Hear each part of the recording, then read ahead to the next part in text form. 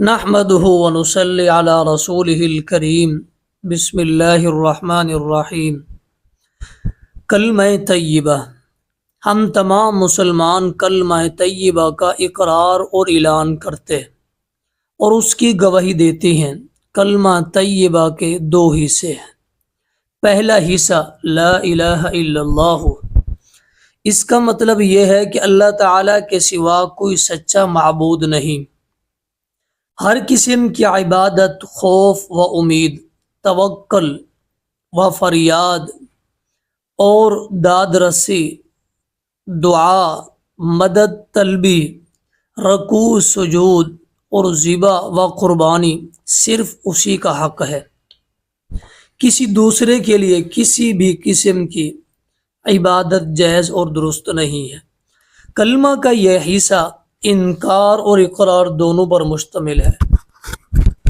غیر اللہ کے لیے کسی بھی طرح کی عبادت مستحق ہونے کا انکار ہے، اور اللہ تعالیٰ کے لیے ہر قسم کی عبادت کا اقرار ہے۔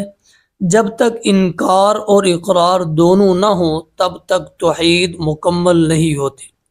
اللہ ہی تنہا معبود برحق ہے، اس کا کوئی شریک نہیں ہے۔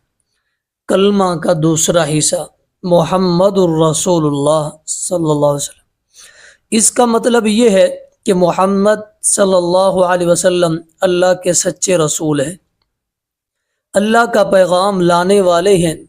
آپ صلی اللہ علیہ وسلم کی تمام باتیں سچی ہیں۔ آپ صلی اللہ علیہ وسلم کی زندگی ہمارے لیے بہترین نمونہ ہے۔ آپ صلی اللہ علیہ وسلم کے حکموں کو ماننا اور روکی ہوئی چیزوں سے رک جانا ہم پر لازم ہے۔ ہم کو اللہ تعالیٰ کی عبادت کا وہی طریقہ اختیار کرنا چاہیے جس طرح آپ صلی اللہ علیہ وسلم نے سکھایا یا کر کے دکھایا ہے۔